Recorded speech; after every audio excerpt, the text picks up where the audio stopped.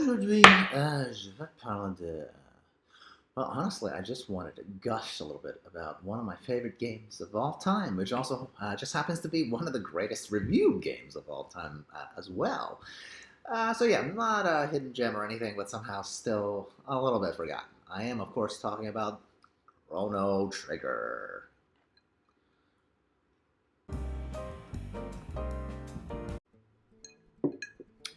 Hey, XenPuck here. So, not sure if this is an unpopular opinion or anything, but boy oh boy, I miss Chrono Trigger, right? It's just astounding to me that for a game that consistently ranks in the top 5 of all time uh, jrpg lists, heck, mostly in the top 3, if not consistently number 1, that this series somehow hasn't really seen any life in more than 20 years. Like, seriously, WTF, right? Oh god, I went off on a tangent here, okay?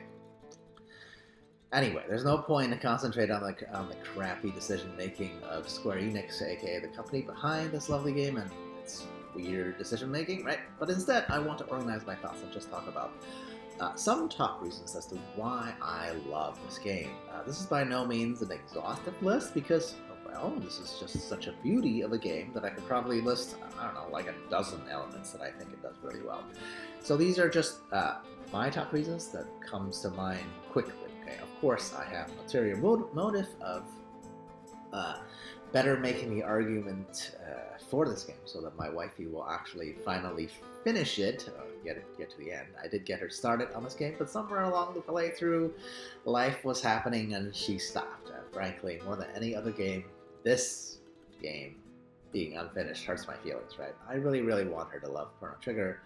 But yeah, can't force a sense of nostalgia on someone who didn't actually grow up with it, so this is my secondary method of trying to achieve that same goal. So, if you enjoy some random rants from a dude with no production skills, clearly like, subscribe, share, comment, or whatever. I'll be great regardless because I just do these for funsies. Hit that bell icon. I still don't know where that is because I don't know. I'm not that great with the internet details, okay?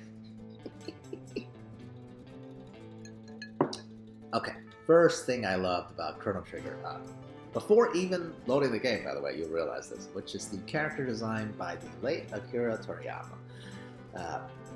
I mean, his art is on the cover. If you've ever seen all the weird SNES era like cover arts, you'll realize what a great boon this was before one even unboxes it. Okay, to be frank, this isn't the only RPG that he's part of, right? He also does the design for a lot of the Dragon Quest games, but those games were barely on my radar as a teen in the late 90s. Okay, so Chrono Trigger was it, a JRPG where I felt like all the characters reminded me of like Dragon Ball characters. I thought that was really awesome. Okay, actually, now that I think about it, the fact that it is designed by the same creator as Dragon Ball, but not actually Dragon Ball, I think is a huge plus rather than a minus. The reason being, if you do some sort of RPG on an established, even beloved property such as Dragon Ball, there's just a lot of limitation as to what kind of additional world building is possible, right? For Dragon Ball-like designs in a brand new property like Chrono Trigger, however, that was like a dream come true, right? I can get a great art style, very distinctive art style, with no expectation as to what kind of story it'll turn out to be. And boy, what a story it was, okay? Okay, next thing I really love, the game's combo magic tech system. Literally haven't seen that since this game, okay? Sure, there have been other games where a party might do like combo attacks, right? But that's not really what I mean. Like, a team combo attacks in modern games usually just means everyone jumps in and do their punch or kick or drop kick or whatever on the same foe or group of foes at the same time. It usually does good damage. It looks cool. It's okay. It's totally fine. But that doesn't hit the same as Chrono Trigger's very like visually crisp presentation of however the magical or physical attacks combine that actually seems to make sense, okay? Like, you feel like who you picked for your active party actually mattered because the combination of elements or physical prowess they brought to the table will lead to different combo attacks, okay? Even when some combo attacks in Chrono Trigger, right? It's just two of your swordsmen attacking the bad guy at the same time. But the difference is in Chrono Trigger, there's like additional visual flair for that specific combo, right? So the impact feels like the combination is more unique, right? Rather than just any two characters rushing the bad guy at the same time. I don't know.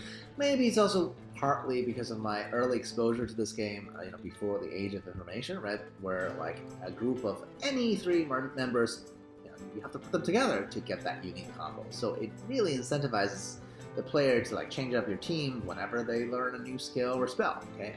I love it. I cannot believe that no one has stolen and tried to do something similar since. Okay, finally, something unique, at least at the time, that really blew my mind was how the post-game, aka, New Game Plus, aka how they did multiple endings for this game, right? And especially how they did the post-game without wearing out,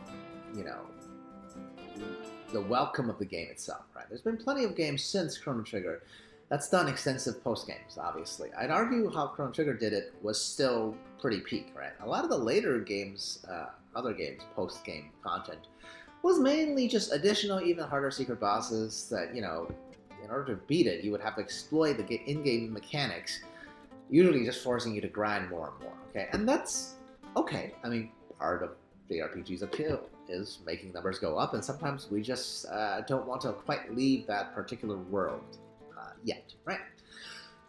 But the way Chrono Trigger did it within the context of its time-traveling story, I think just made more sense. I mean, I just finished a full-fledged RPG, right, before you would get to the post-game. So what does it take to make me want to go through that again, like, almost immediately? Okay? Well, the possibility of completely stopping the plot at various parts of your journey that you now know really well because you just played it. That's what. Okay, Chrono Trigger's New Game Plus is literally the only version of this that makes logical sense, right? Now, most other games New Game Pluses just makes you, like, super overpowered. And then what? Bosses scale up to you, maybe? Honestly, it just makes you feel like there's no challenge anymore. But Chrono Trigger's version of the game gives you a reason to be overpowered. You just have to experience it yourself, okay? Trust me. In conclusion, I think this is a game of a lifetime, and I won't stop until I get my wifey to at least finish it once, if not multiple times.